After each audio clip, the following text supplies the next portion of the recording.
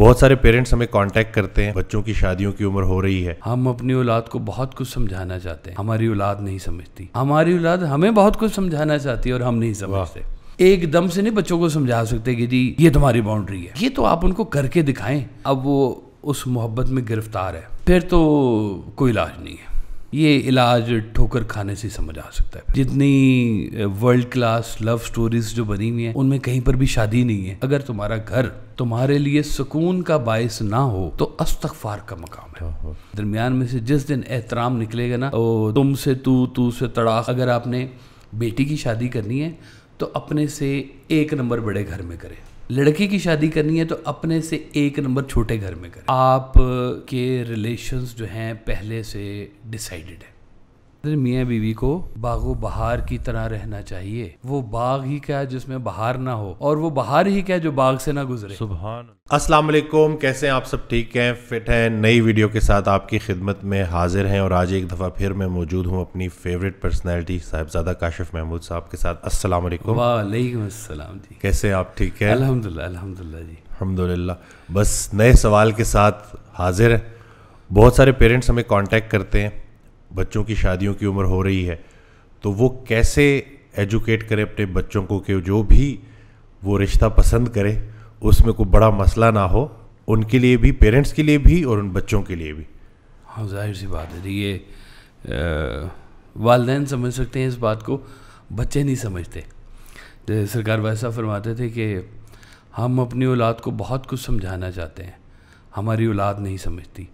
हमारी औलाद हमें बहुत कुछ समझाना चाहती है और हम नहीं समझते। तो ये एक जो कह लें एज का या तजर्बे का जो गैप है, ये बड़ा मुश्किल से सफ़र किया जाता है और इसमें ज़्यादा किरदार जो है ना वो पेरेंट्स का होता है। बच्चे को शऊरी तौर पर आप वालिदैन की जगह पर नहीं लेके आ सकते, क्योंकि उनके एक सफ़र का तजर्बा है पूरे का पूरा। और अब ये काम वालिदैन कर सकते हैं कि कम से कम वो बच्चों के लेवल पे आके वो उस एज जो गैप है दरमियान में उसको वो अबूर करें और बच्चों के लेवल पे आके उनसे उनकी ज़ुबान में बात करें और उनको समझाएं जो समझा सकते हैं। अव्वल तो ये जो देखने वाला जो काम है ना जी, ये तो पेरेंट्स ही करते हैं ज़्यादातर। औलाद को तो हम जानते हैं कि वो जिस दौर से वो गुजर रहे होते हैं तो वो अक्सर कभी कभी ना वो भूत चढ़ जाता है उनके ऊपर ना, वो इश्क का भूत जिसको कहते हैं। नए नए मोहब्बत के शगुफे फूटते हैं, कलियाँ निकलती हैं, रंग नज़र आते हैं, हवाएं चलती हैं, ये होता है वो होता है जी। वो अब वो सारा जो दौर है ना जी, वो तो बिल्कुल अंधा होता है, उसमें कुछ नज़र नहीं आ रहा होता। बस वो एक पर्सनैलिटी फोकस हो जाती है और सारा जहान जो है ना वो दाएँ बाएँ हो जाता है, बस वही एक फोकस नज़र आ रहा होता है। फिर उसके साथ उसके तजर्बात भी होते हैं। ये तो बहुत रैशनल काम है कि आप अपनी फैमिली, अपनी ग्राउंड्स, अब ये जगह जो है ना जी, यहाँ पर उसको दीन बचा सकता है, माँ बाप की अच्छी ट्रेनिंग बचा सकती है। मैं आपको एग्जांपल दूँ, हम भी इन्हीं रस्तों से गुजरे हुए, तो कुछ जगहों पे जाके ना इस बात का ख्याल बहुत कभी हो जाता था कि मैं किनका बेटा हूँ, उनका क्या डेकोरम है और क्या काम मुझे करने हैं और क्या नहीं करने। मतलब कुछ चीज़ों के बारे में ना आपका हतमी फैसला हो जाता है कि ये काम तो मैं कर ही नहीं सकता, इसलिए कि ये मेरे पैरामीटर्स या मेरी बाउंड्रीज से बाहर है सारे का सारा। तो ये आप एकदम से नहीं बच्चों को समझा सकते कि जी ये तुम्हारी बाउंड्री है। ये तो आप उनको करके दिखाएं कि आपकी मोहब्बतनामा कैसे है, दीन के साथ आपका लगाव क्या है, किन बुजुर्गान दीन को आप फॉलो करते हैं, वो क्या कहते हैं इस बारे में, कुरान क्या कह रहा है इस बारे में। चॉइस तो रखी हुई है, खुली रखी हुई है कि लड़के से भी पूछा जाता है, लड़की से भी पूछा, रज़ामंदी दोनों की होती है। हाँ, और इसमें वालिदैन का जवाब माने नहीं रखता। लड़के से स्पेसिफिकली मौलवी साहब अकेले पूछते हैं, लड़की से भी पूछते हैं या उनका कोई वकील जो भी अकेला पूछता है, और लड़की ने खुद जवाब देना होता है। डिसीजन तो बच्चों के हाथ में ही है। अब वो जो फैमिली प्रेशर्स और ये वो सारे उससे पहले की एक कहानी है कि वो कैसे उसको लेके जा रहे हैं, क्या कर रहे हैं। ये जो जगह है ना जी अब कि या तो अब वो उस मोहब्बत में गिरफ्तार है, फिर तो कोई इलाज नहीं है। ये इलाज ठोकर खाने से समझ आ सकता है फिर, कि जब पता चलता है कि यार जिस चीज़ को मैं इतना ज़ोर शोर से जिसके पीछे जा रहा था, ये तो सारा शराब है। जितनी वर्ल्ड क्लास लव स्टोरीज़ जो बनी हुई हैं उनमें कहीं पर भी शादी नहीं है, क्योंकि फिर वो लव स्टोरी ना रह जाए, बीच में स्टोरी रह जाए खाली। आप समझ सकते हैं ना इस चीज़ को। तो ये सारी कहानियाँ तो बच्चों की साथ साथ चल रही होती हैं। ये जो जगह है ना जहाँ पे आप अब जैसे सबसे पहले अगर हम कुरान पाक को लें तो कुरान पाक ने फरमाया है कि हमने जोड़ों में इंसान को पैदा फरमाया इसलिए कि वो इससे सुकून पा सके। सुभान अल्लाह। अब क्या बीच में क्या चीज़ है जी? लफ्ज़ सुकून। वाह। और फिर आगे जाके जब हम देखते हैं तो ये इसका ताल्लुक़ पैसे से नहीं है, इसका ताल्लुक़ शोहरत से नहीं है, इसका ताल्लुक़ आपके स्टेटस से नहीं है, इसका ताल्लुक़ है कि आपको ऐसी शख्सियत को मिले जिसके पास बैठने से या करीब होने से या साथ चलने में सुकून आपको मिले। अब ये सारी जो बात है ना, ये सारी सुकून की है कि घर, अगर आप जैसे सरकार का एक फ़िक्र है, आप फरमाते हैं कि अगर तुम्हारा घर तुम्हारे लिए सुकून का बायस ना हो तो अस्तगफार का मकाम है, यानी कि तौबा करो। क्या ऐसा हो गया कि तुम्हारे घर में से सुकून ख़त्म हो गया?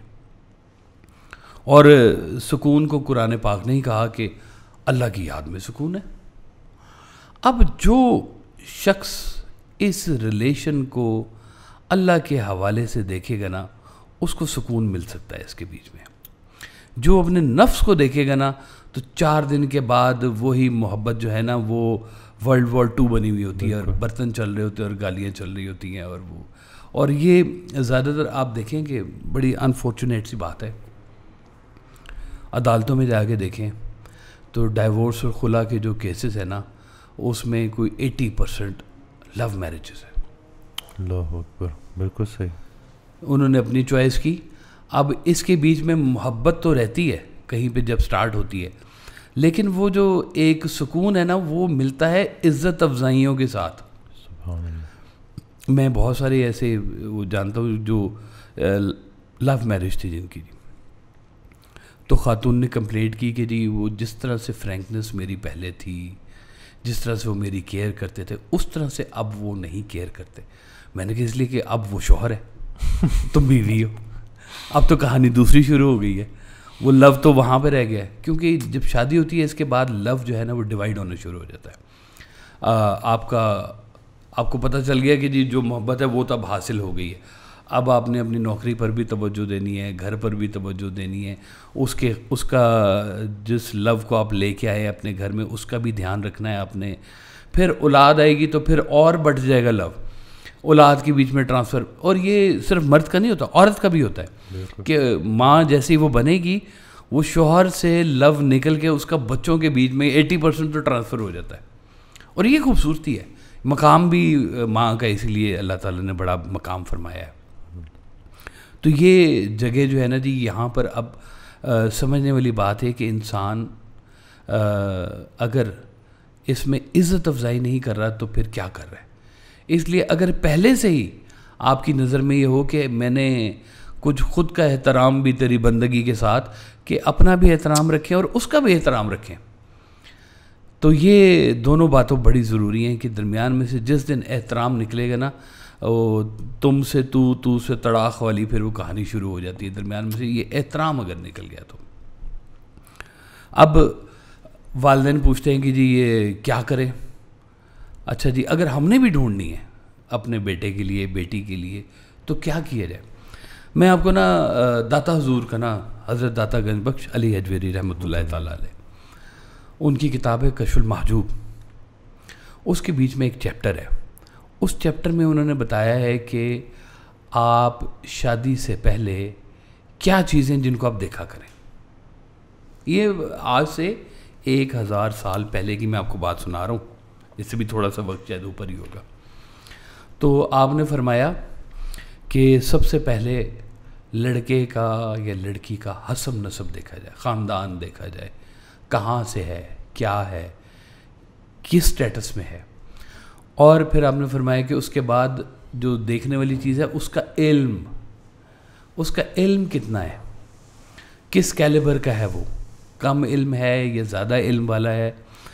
फिर उसके बाद उन्होंने फरमाया कि चेहरे की खूबसूरती, कि चेहरे की खूबसूरती को भी देखे। और इस तरह से 2-3 चीज़ें और भी उन्होंने बताई कि कद काठ, फैमिली का स्टेटस दोनों का आपस में, एक अमीर एक गरीब, या किस लेवल पे हैं दोनों।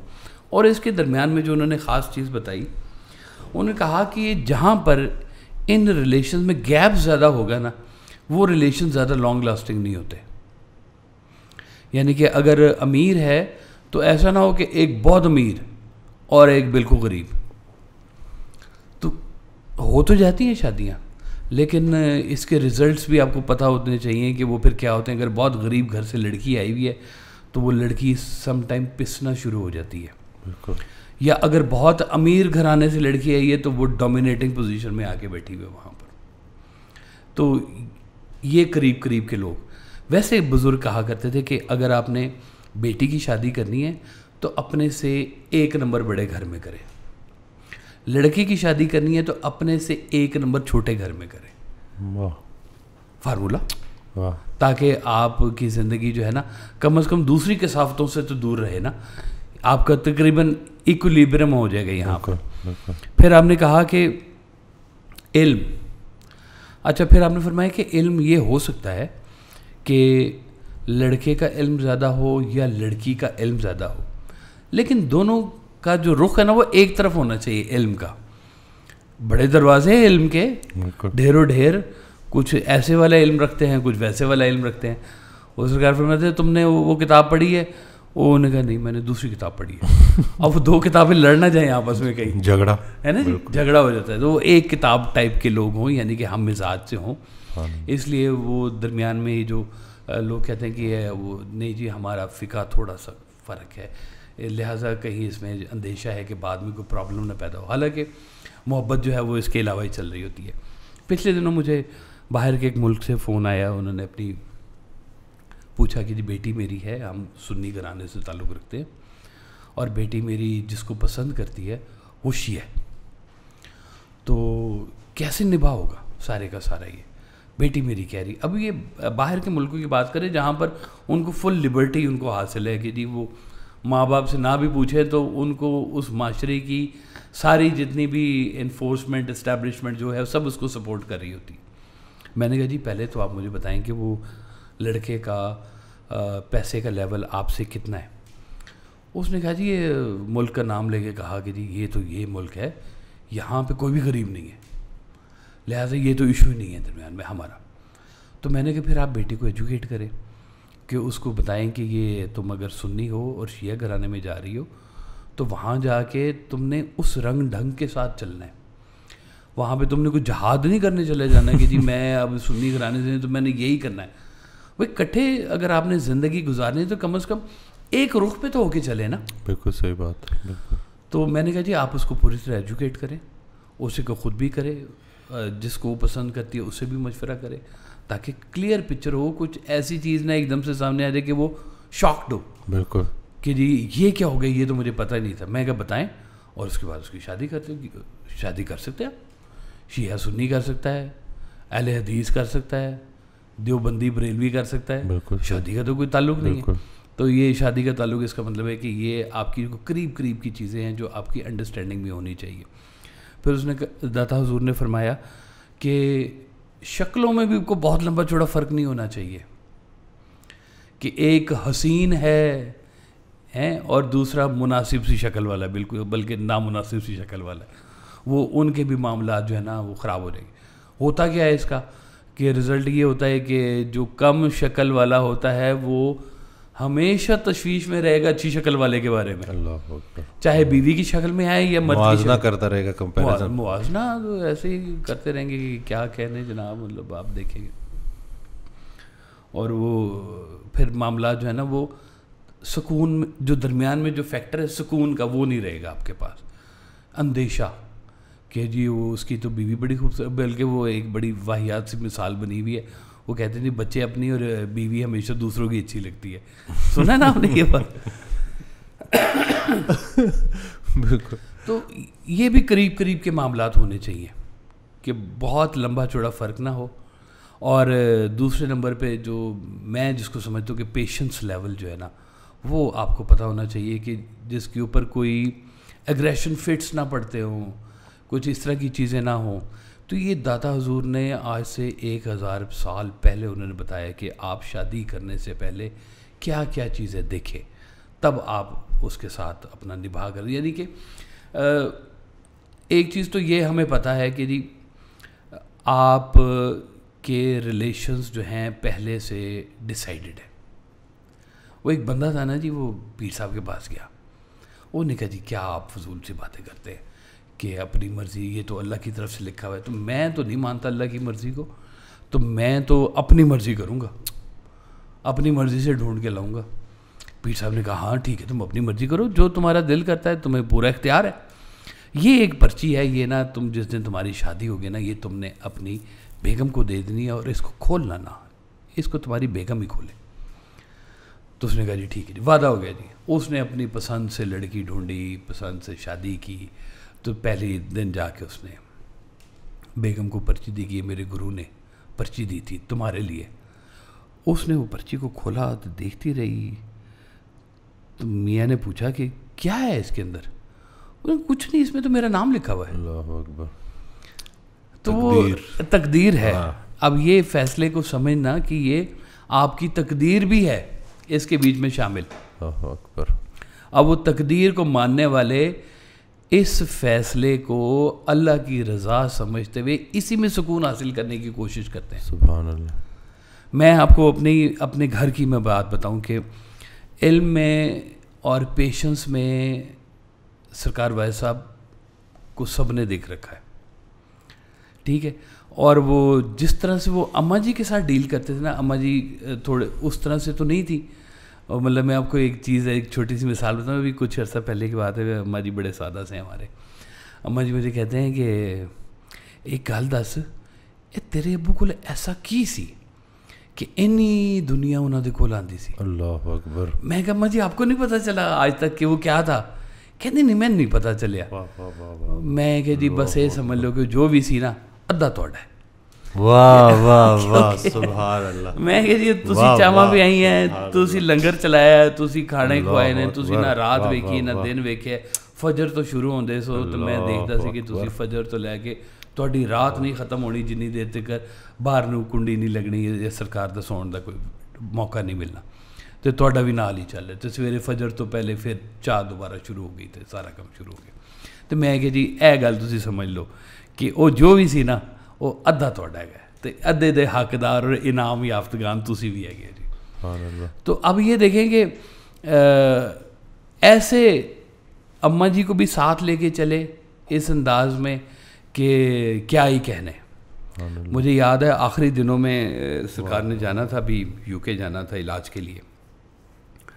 तो हॉस्पिटल में आप थे, मियो हॉस्पिटल में, तो उधर रश होता था मेहमानों का, लोगों का आना जाना। जिसको पता चलता था तबीयत नासाज है वो पहुंचा होता था, बल्कि कई लोग तो फिक्स ही होते थे वहाँ पर।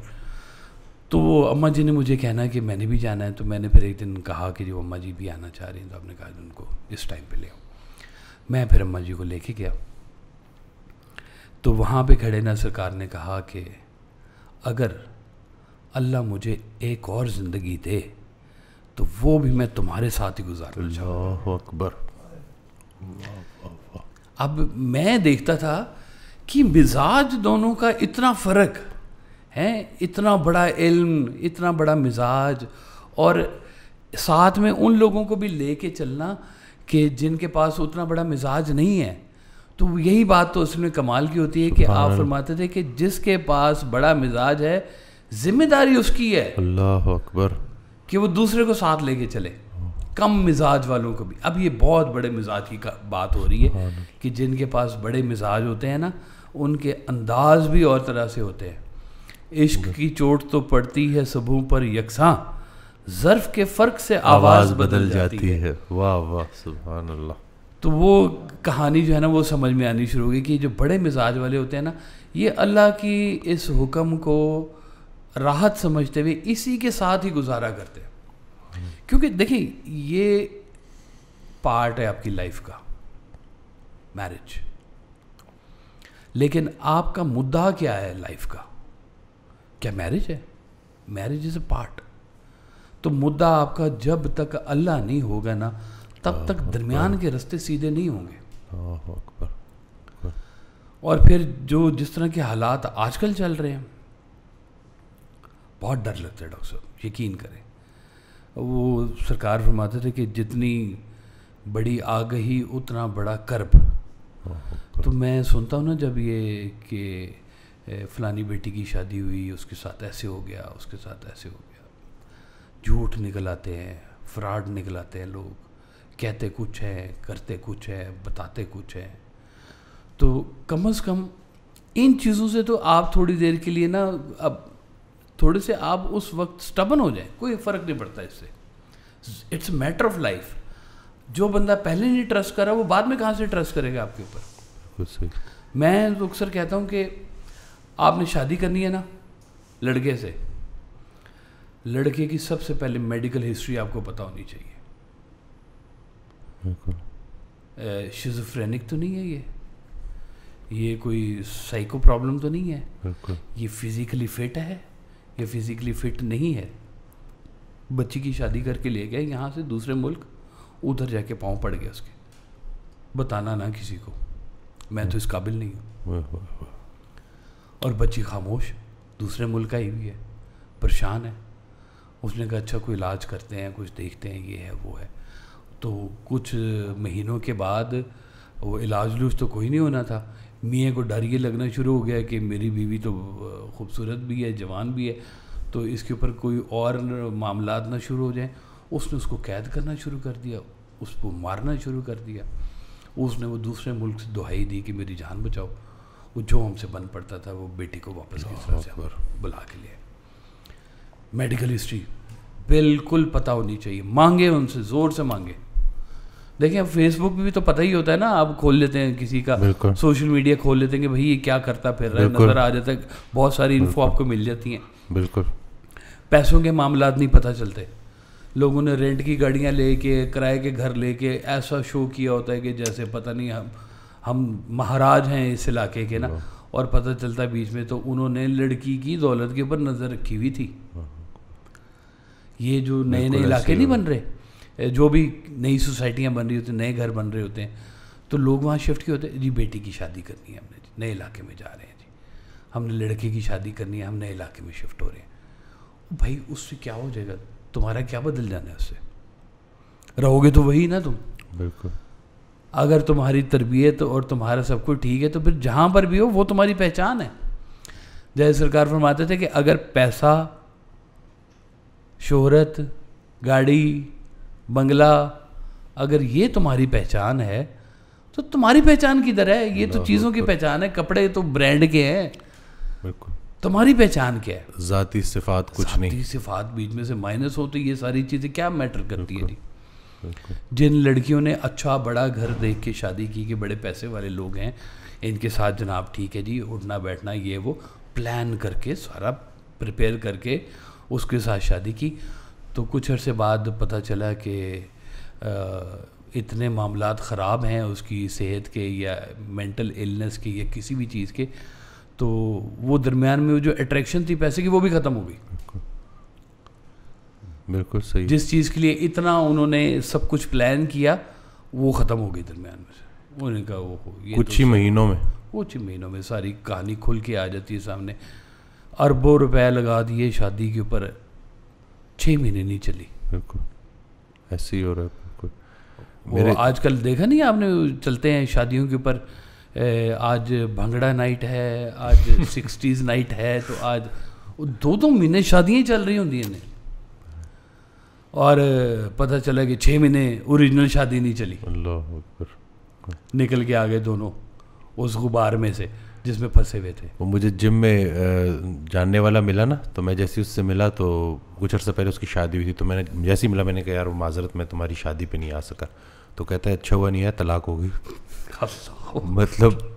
मतलब इस हद तक लोग स्पीड में जा रहे हैं कि प्रॉपर मतलब इस हद तक जो है ये मामलात ख़राब हुए हुए हैं कि फ़र्क ही नहीं पड़ता। इतना पैसा लगाया, इतनी जो है अरेंजमेंट की, सारे मामलात और ख़त्म। तो ये बिल्कुल लड़के का जिस तरह से मेडिकल ज़रूरी है पता होना चाहिए, इस तरह से उसकी जो है क्राइम हिस्ट्री भी पता होनी चाहिए, पुलिस रिपोर्ट, उसका कुछ चेक होना चाहिए कि ये शनाख्ती कार्ड नंबर डालें, पता चले कितने चलान हुए हैं, कभी अंदर गया है नहीं गया, कुछ तो एक्सेस दे ना लोगों को। इतना बड़ा ज़िंदगी का आप फैसला कर रहे हैं कि जनाब बेटी ने शिफ्ट होना है उस घर में, तो आप सिर्फ देख के ही सर हर दिखने वाली चीज़ फिर सोना नहीं होती, फिर पता लग जाता है आपको।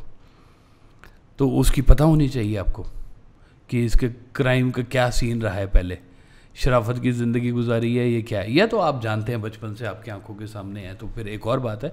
लेकिन ये तो अब दरमियान में वो नहीं ना रह गए। एक ख़ानदान के अंदर कितनी देर शादियाँ हो सकती हैं, और वैसे भी डॉक्टर कहते हैं कि जी ख़ानदान की शादियों से ना दूर दूर करते जाओ, इसके अंदर फिर बीमारियाँ पैदा होनी शुरू हो जाती हैं। तीसरी जनरेशन में अगर शादियाँ हो रही हैं तो कोई ना कोई डिफेक्ट्स पैदा होने शुरू होते हैं, इसलिए वो भी रिकमेंड करते हैं कि आप फैमिली से बाहर शादियाँ करें जी।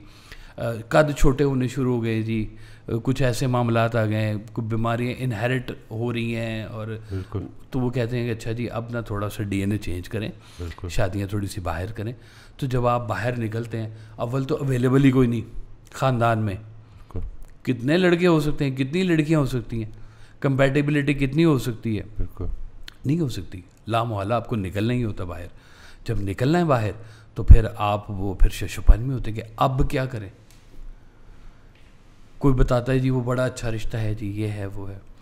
तो कुछ चीज़ों की ना एक्सेस पेरेंट्स को, रिश्ते वालों को होनी चाहिए। कोई एजेंसी बना दें कि उसके पास चले जाएं लोग कि जी हमें इसका ये मेडिकल, इसका बैंक स्टेटमेंट, इसका क्रिमिनल रिकॉर्ड ये हमें आप वेरीफाई कर दें कि ठीक है, बस कम से कम चलें। आप सबके हाथ में नहीं देना चाहिए। तो कोई ऐसी पेरेंट्स के लिए कोई एजेंसी बना दे, हुकूमत बना दे कि जहाँ पे जाएं वो कहें जी ये देखें जी ये शनाख्ती कार्ड नंबर है, ये लड़का है, इसके लिए हम क्वेरी करें। आप पता करवाते हैं, दफ्तर भेजते हैं लड़के के किसी न किसी को कि अगर कोई बाहर है तो किसी बाहर वाले को फ़ोन करेंगे। एक हमारी बेटी का ना पिछले दिनों कोई एक मेरी कज़न की बेटी थी, उसका कोई रिश्ता आया इटली से, तो बड़े खुश, इटली से रिश्ता आया।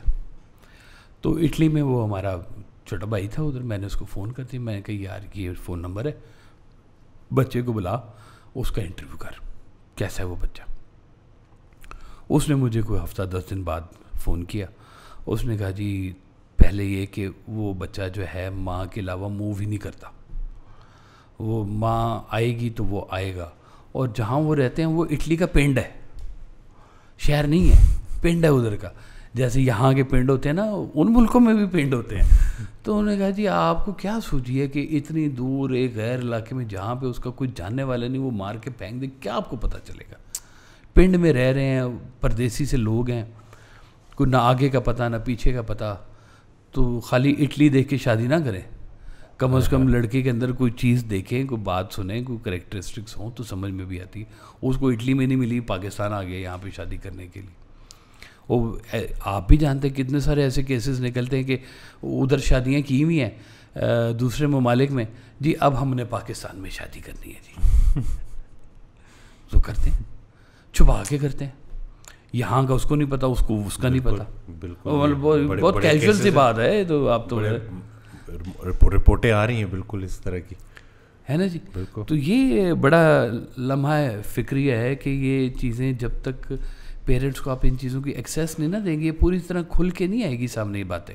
मेडिकल रिकॉर्ड से बिल्कुल ये है कि बहुत सारे मेरे पास भी आते हैं जो डायबिटिक होते हैं, लेकिन उन्होंने जो है लड़की वालों को या लड़के वालों ने लड़की वालों को, लड़की वालों ने लड़के वालों को नहीं बताया होता कि ये बीमारी है। हालांकि ये कोई ऐसी बीमारी नहीं है, उसको मैनेज किया जा सकता है, लेकिन इसी डर से कि शायद रिश्ता ना हो तो छुपा के रखा होता है। एक और तो कुछ अर्सा पहले एक खातून आई, तो उन्होंने तो इतनी बड़ी चीज़ हस्बैंड से छुपाई हुई थी, और शादी को 10 साल हो गए थे, और वो तो अल्लाह ने मेहरबानी कर दी कि करम हो गया, नहीं तो मेरे नज़दीक तो ये बहुत बड़ी ज़्यादती है किसी ऐसे शख्स के साथ कि जिसके साथ आपने ज़िंदगी गुजारनी है और आपने मतलब उस बात को छुपाया हुआ है मेडिकली, हालांकि आप जो है हम सफ़र हो, साथ ज़िंदगी गुजारनी है।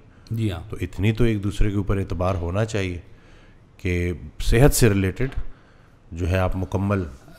डॉक्टर ने कह दिया कि जी इस खातून में फर्टिलिटी नहीं है, वालिदैन फिर उसकी शादी छुपा के करते हैं, ये बताए बगैर, मजबूरी कि बताएंगे तो शादी नहीं होगी, तो फेज किधर जाएगा दरमियान में।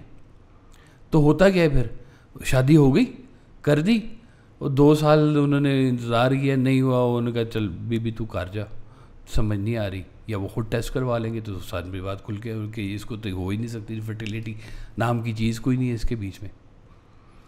तो ये इस तरह की, ये मैं इसको क्राइम ही कहूँगा, बिल्कुल कि ये क्राइम है कि आप अगर ऐसी चीज़ें छुपा रहे हैं, ऐसी कर रहे हैं।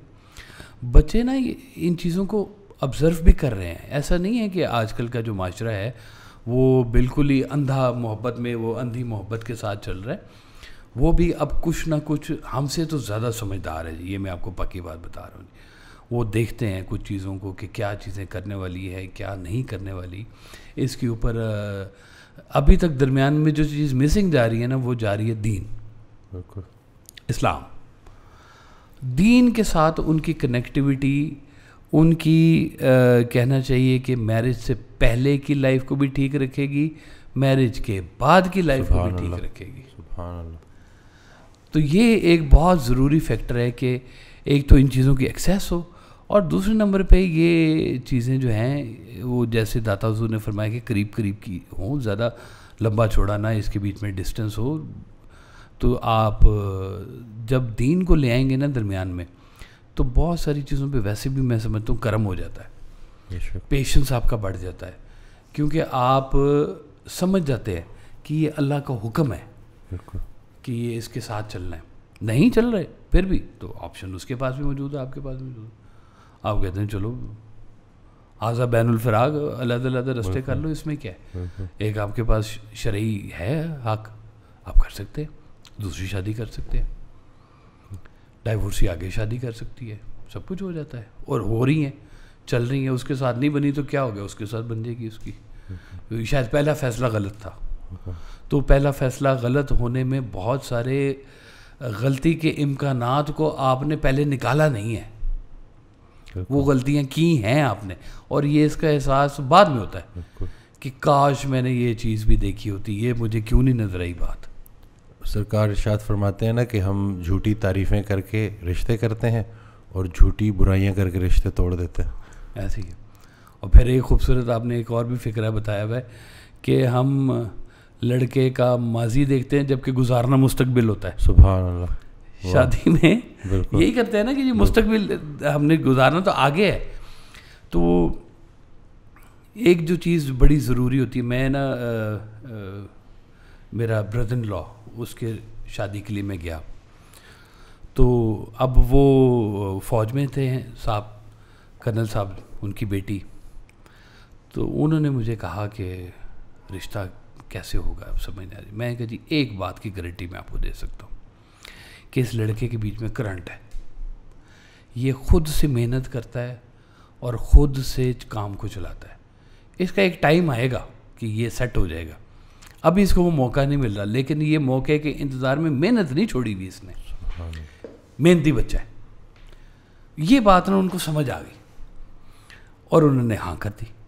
तो अल्हम्दुलिल्लाह उनकी बेटी भी खुश है, वो भी खुश है, गाड़ियाँ शाड़ियाँ भी हैं, मामलात भी हैं, करम भी है, औलाद भी है, सारा कुछ है।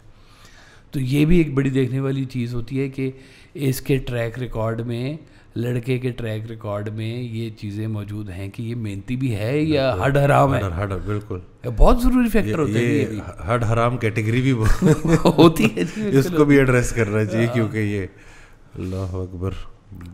तो बेटियों के मामले में तो वैसे थोड़ी सी रहते होती है, बेटी को ऑब्ज़र्व करना हो तो कहते हैं माँ बाप ऑब्ज़र्व कर ले, नॉर्मली बेटी उनके करीब करीबी होती है, माँ के करीब होती है ज़्यादातर, तो माँ की एक फ़ोटोकॉपी चल रही होती है। बिल्कुल सही बात है ना जी। वो कहते हैं कि ये माँ की थोड़ी सी उस साथ बैठ के आप खाना खा लेंगे, थोड़ा सा आप चल लेंगे तो आपको समझ आ जाएगी कि बेटी के भी इससे मिलते जुलते ही कुछ चीज़ें होंगी जी, तो वो बात समझ में आ जाती है।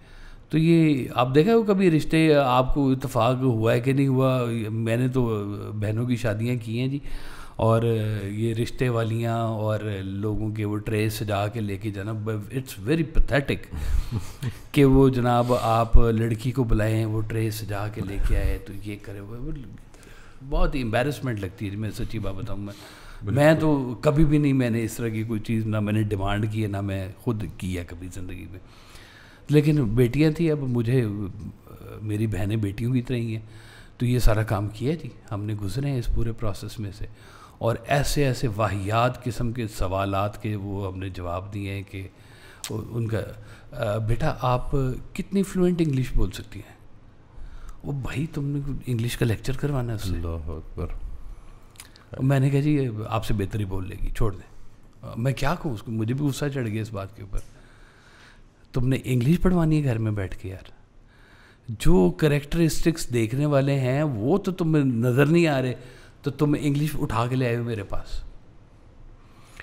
तो ये भी लड़कियों के मामले में एक तो थोड़ी सी एहतियात भी चाहिए, थोड़ी सी गुंजाइश भी चाहिए, और लड़के अगर देखते हैं तो फिर वो ये वालिदैन को ज़रूर देखें, उम्र का और तजर्बे का कोई शॉर्टकट नहीं है, पक्की बात है। बिल्कुल सही।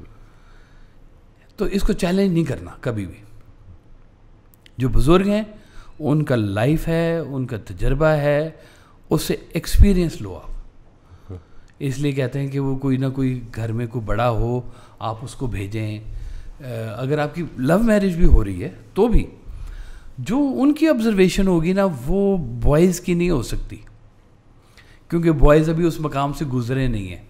ये जो कुछ मैंने आपको बताया ये शायद नई जनरेशन नहीं देख रही होगी, लेकिन पेरेंट्स ज़रूर देखेंगे।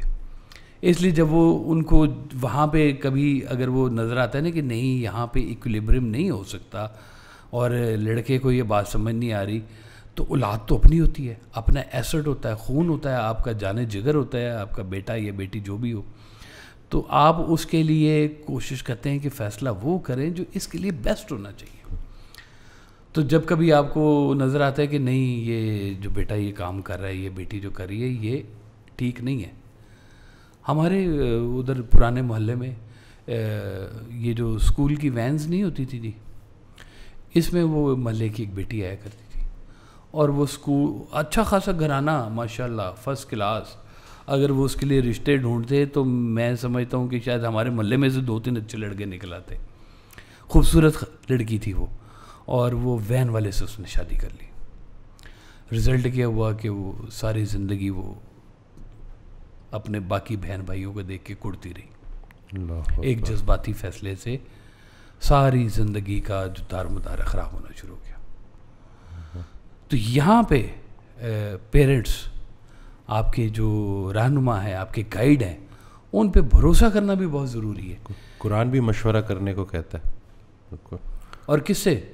माँ बाप से ज़्यादा इखलास कौन रखेगा औलाद के लिए? सुभान अल्लाह। इसलिए उनको माइनस ना करें। औलाद का अगर अपने लिए भी कुछ पसंद करी है तो उसकी अप्रूवल या वो सर्टिफिकेशन जो है ना वालिदैन से ले कि जी ये मैंने सोचा है इसके बारे में कि इसको मैं अपनी दुल्हन बनाना चाहता हूँ, तो आप मुझे इसके ऊपर गौर करके ज़रा बताओ। तो वो जो उसके ऊपर फ़ैसला करेंगे अपने तजर्बे से, और वो अपनी उम्र के हिसाब से चीज़ों को देखते हुए, उसके लिए उसको भी जानते हैं क्योंकि पाला हुआ है, तो उसको देखते वो फिर फैसला करेंगे कि हाँ ठीक है भाई इसमें थोड़ी गुंजाइश निकल सकती है, चलो ठीक है शादी कर दो, या कहेंगे कि मत करो। वहाँ पे औलाद फिर बागी होती है। अब वो समझाना भी चाह रहे होते हैं और वो बच्चा वहाँ पे समझ भी नहीं रहा होता। जैसे हमारे वालिदा ने बहुत सारी चीज़ों में ज़िंदगी में मुझे मना किया जी कि अच्छा ये काम नहीं करना, तुमने नहीं जाना, तो जाते तो नहीं थे, अंदर एक खुलबली से ज़रूर मचती थी कि मना कर दिया मुझे, अच्छा खासा प्रोग्राम तो मेरा ये तबाह कर दिया है। लेकिन एक जो चीज़ हमें पता थी ना कि आपने जो कहा है ना वो हमें पसंद है या नहीं पसंद, हम उसके अगेंस्ट नहीं जा सकते थे। ये एक मेरी नहीं बात, ये उनकी तरफ से मेहरबानी थी, वालिदैन की तरफ से, कि ये मेरा बिलीफ था उनके ऊपर कि ये जो बात कह रहे हैं ना, ये मुझे अगर नहीं भी समझ आ रही, जैसे सरकार वाले साहब फरमाते थे कि बुज़ुर्गों की बात समझ आए या ना आए, मान लेने में ही आफियत होती है। सुभान अल्लाह। तो ये बड़ा अहम सवाल है कि बच्चों के लिए जब आप रिलेशन में जाना चाह रहे हैं तो बड़े अपना तजर्बा रखें, जो आपकी सोशल चीज़ें हैं उनको आप चेक करें, उनका घर बार क्या है, उनका रोज़गार का सिलसिला क्या है। वो पिछले दिनों बड़ी मज़ेदार एक वीडियो आई हुई थी, वो कि ये लड़की डॉक्टर है और इसकी शादी बड़े अच्छे घर में हुई, बड़ा अच्छा घर था, तो लैंड क्रूज़र थी, ये था वो था। तो वो सुबह सारी फैमिली जिस लैंड क्रूज़र में बैठ के चली जाती थी, शाम को वापस आती थी। वो पता चला जी सारे भीख मांगते थे। होय होय होय। लड़की कहती है इतना बड़ा घर, ये वो सारा कुछ इनका वाकई इनका अपना है, लेकिन प्रोफेशन क्या है जी उनका। तो आई वीडियो आई जी इसके ऊपर, तो सिर्फ पैसे ही नहीं है सिर्फ। हाँ, जब आपको मज़े की बात बताऊँ, सरकार वाले साहब की शादी होनी थी, अरेंज मैरिज प्योरली, ये वाली जो थी ना आपकी अरेंज मैरिज थी जी।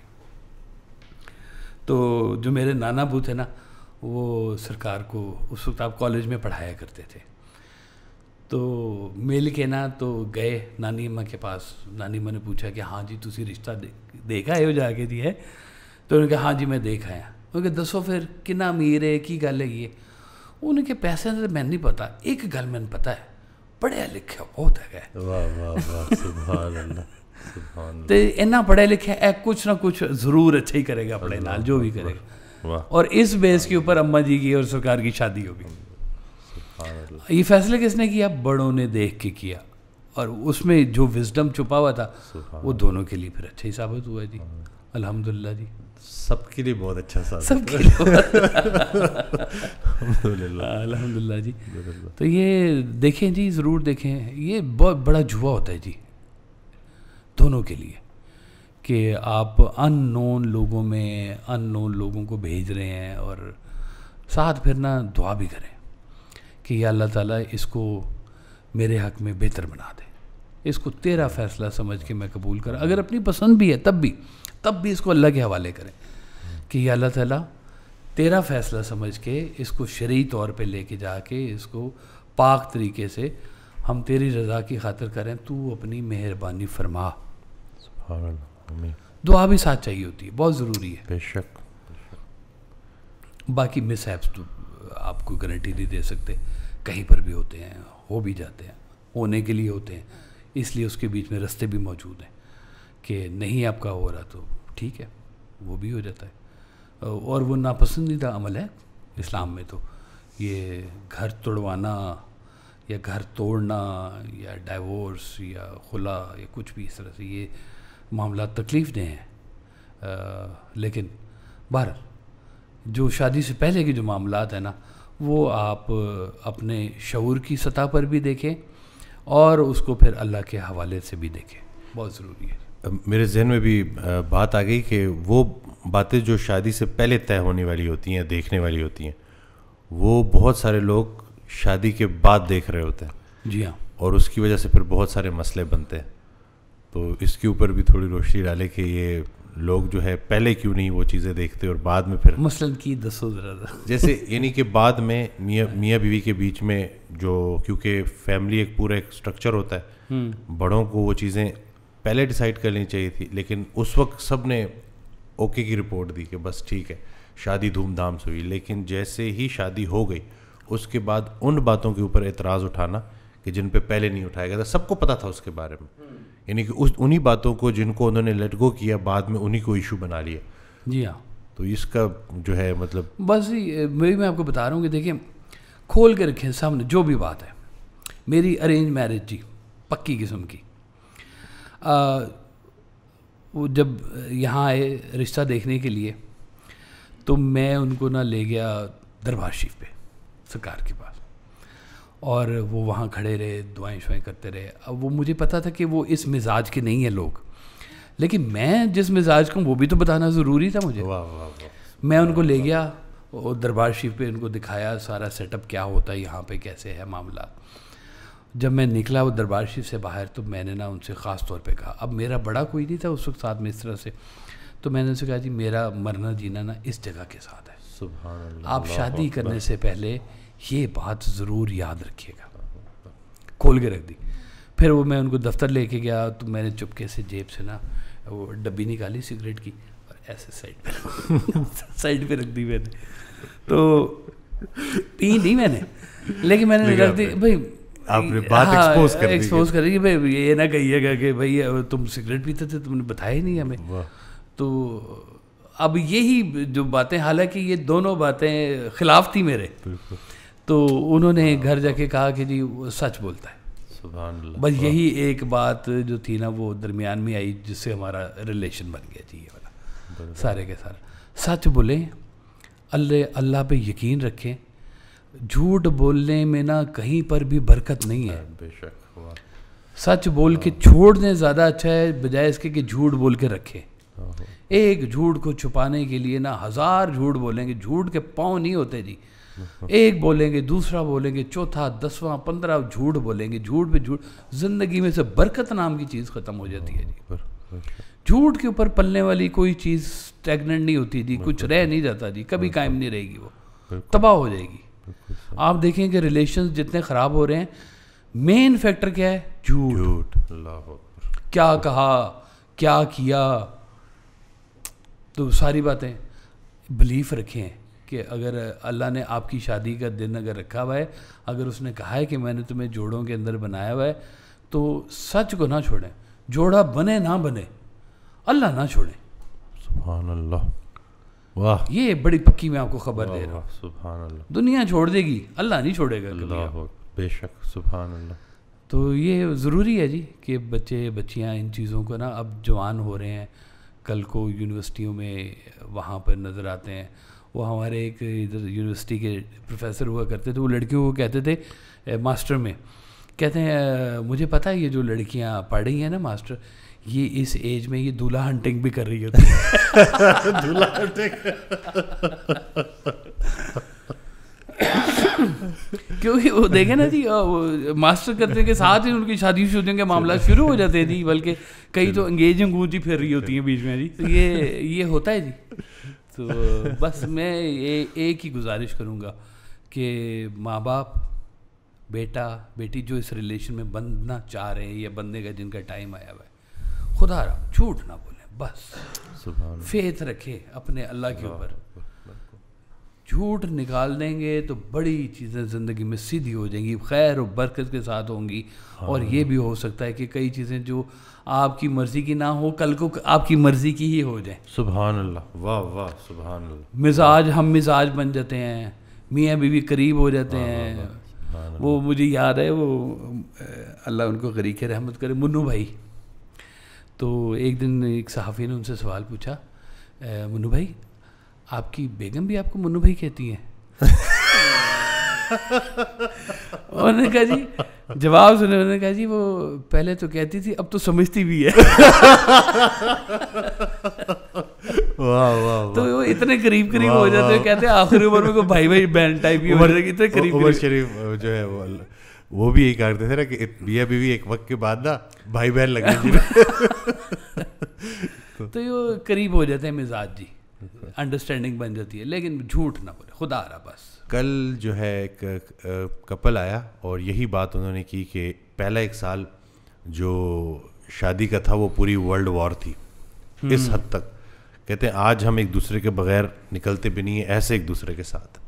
तो टाइम लगता है जी। देखिए, दो मुख्तलिफुल मिजाज अपने अपने घर में पले हुए हैं, और वो दो मुख्तलिफ मिजाज जब तक एक दूसरे को थोड़ा थोड़ा रास्ता नहीं देंगे तब तक कहानी चलेगी नहीं। ये मोहब्बत जो है ना, ये सिर्फ मोहब्बत नहीं होती, इसमें कोई थोड़ी सी मुवद्दत भी होती है, इज़्ज़त अफजाई ज़रूरी है इसके बीच में। जैसे सरकार फरमाया करते थे कि देखो वैसे तो झूठ बोलना मना है, लेकिन शादी में तुम थोड़ा सा झूठ बोल सकते हो, कि अपनी बीवी की झूठी तारीफ कर दिया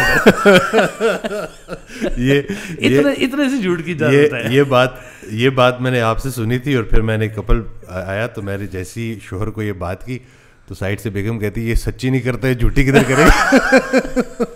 और झूठी करनी इस तरह होती है कि सच्ची लगे। ये भी ठीक है। हाँ, तो ये इसलिए कि आप उसको मोहब्बत से गुजारा दे रहे हैं। फार्मूला दे दिया आपने। हाँ, फार्मूला है सुखी जिंदगी का, बीवी की झूठी तारीफ। हाँ बिल्कुल।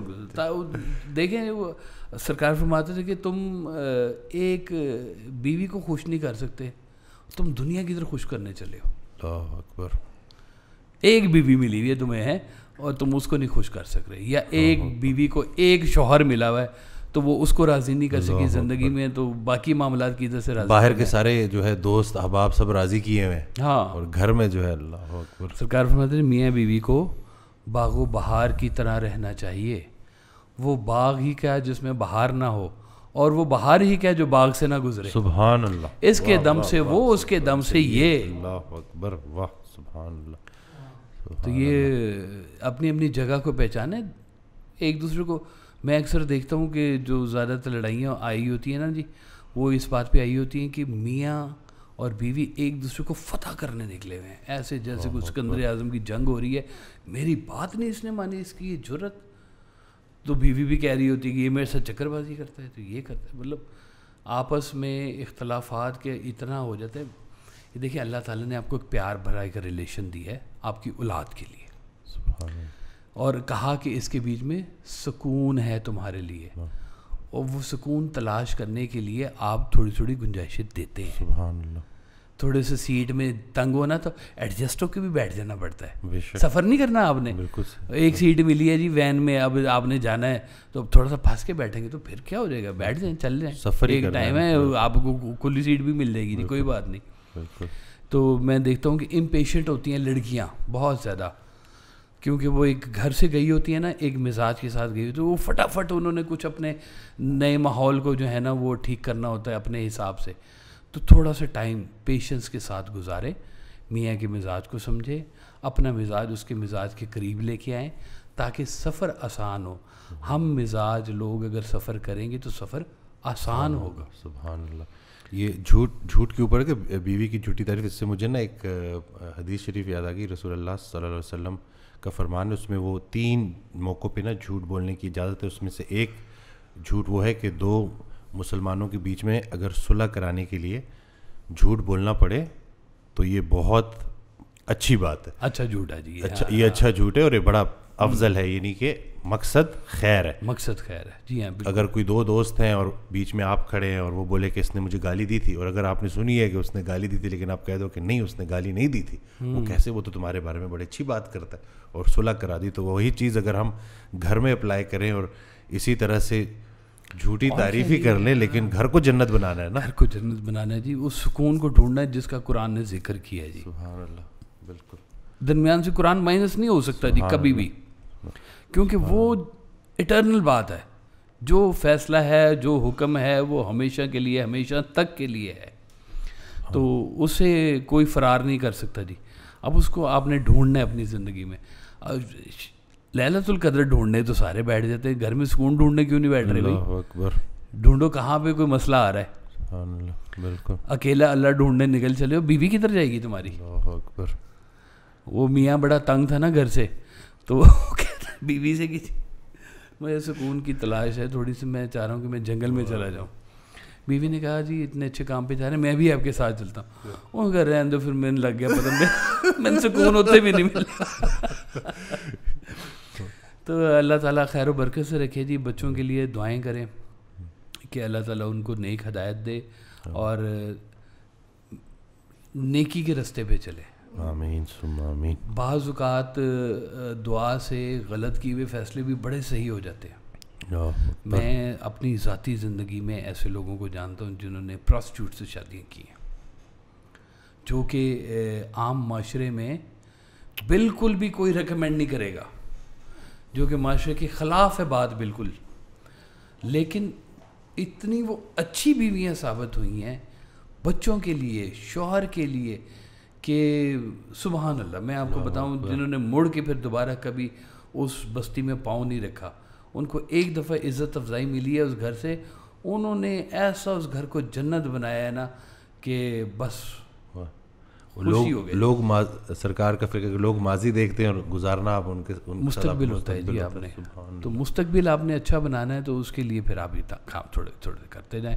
अल्लाह खैर बरकत रखे।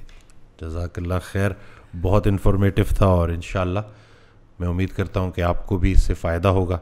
कमेंट करना ना भूलिएगा, वीडियो को लाइक करना ना भूलिएगा। कोई अगर आपका सवाल है तो आप ज़रूर पूछिएगा। नेक्स्ट पॉडकास्ट पर इंशाअल्लाह आपके सवाल के ऊपर ही होगी। दुआ में याद रखिएगा, चैनल सब्सक्राइब करना ना भूलिएगा। अल्लाह हाफ़िज़। अल्लाह हाफ़िज़।